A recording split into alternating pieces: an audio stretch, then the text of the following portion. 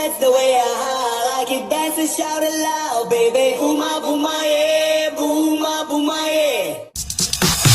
That's the way I like it. Dance and shout it loud, baby. Booma, booma, yeah. Booma, booma, yeah. Assalamualaikum warahmatullahi wabarakatuh.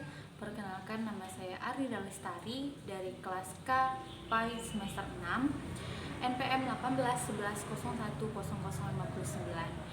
Di sini saya akan membuat video menjawab pertanyaan mata pelajaran Kapita Selekta yang diampu oleh dosen Ibu Eka Suci Indriasari MPDI.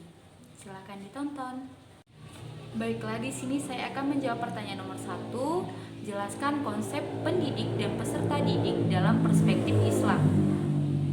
Pendidik dalam perspektif Islam adalah orang yang bertanggung jawab atas berkembangnya peserta didik baik dari segi afektif, kognitif, dan psikomotorik sesuai dengan ajaran nilai-nilai agama Islam.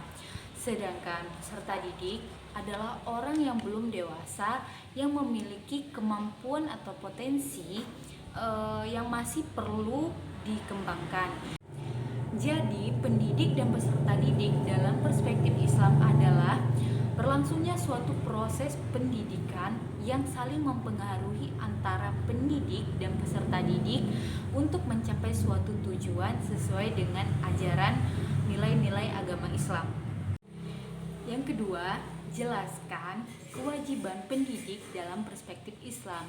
Di sini saya mencakup 5. Yang pertama, memberikan rasa kasih sayang kepada peserta didik layaknya seperti anak sendiri. Yang kedua, tidak meminta balas jasa kepada peserta didik. Yang ketiga, selalu memberikan nasihat kepada peserta didik pada setiap kesempatan. Yang ketiga, jangan pernah menaruh rasa benci kepada peserta didik. Yang kelima, mencegah murid dari segala sesuatu akhlak yang tidak baik. Yang ketiga, apa yang kamu lakukan ketika mendapatkan masalah peserta didik yang tidak kondusif di dalam kelas dan peserta didik yang kurang memahami dalam pembelajaran. Di sini saya akan menjawab pertanyaan yang pertama tentang peserta didik yang tidak kondusif di dalam kelas. Di sini saya mengambil 4 tahap. Yang pertama, amati dan pahami karakter peserta didik. Jadi guru harus mengetahui karakter anaknya seperti apa, seperti itu. Yang kedua, menyampaikan aturan yang tegas namun empati. Jadi setelah mengetahui karakter anak tersebut, guru memberikan aturan seperti hukuman yang tidak memberatkan dan tidak meringankan.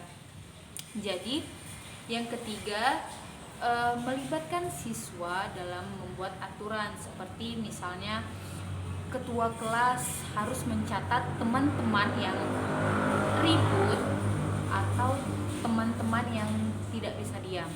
Yang keempat, memberikan nasihat. Jadi setelah anak murid diberi hukuman, lalu si guru menyampaikan nasihat agar anak murid tersebut jerah.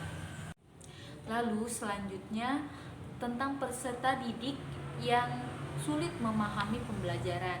Di sini saya ambil 4 tahap. Yang pertama, harus memahami karakteristik peserta didik tersebut.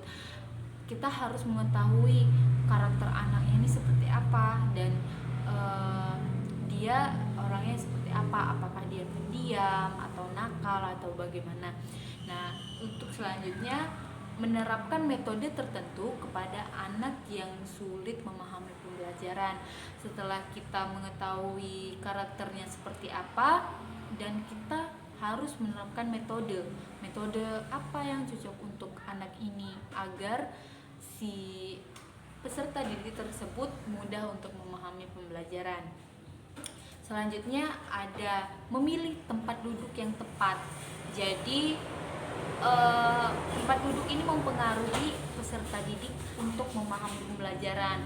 Tapi untuk anak yang sulit memahami pembelajaran ini bisa duduk di paling depan agar dia lebih jelas dan lebih mengerti ketika guru menjelaskan di depan.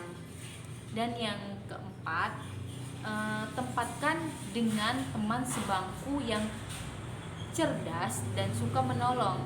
Jadi teman yang cerdas dan suka menolong salah satu faktor untuk anak tersebut menjadi mudah memahami pembelajaran, karena faktor lingkungan di sekitar dia belajar akan dia ikuti. Kalau misalnya dia sebangku dengan teman yang sama seperti dia, maka dia masih kurang berkembang belajarnya. Tapi kalau dia udah sama teman yang lumayan cerdas, dia otomatis akan mengikuti teman sebangkunya.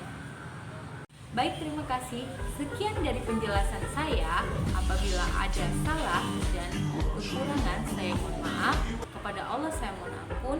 Wabillahi taufiq wal hidayah. Wassalamualaikum warahmatullahi wabarakatuh.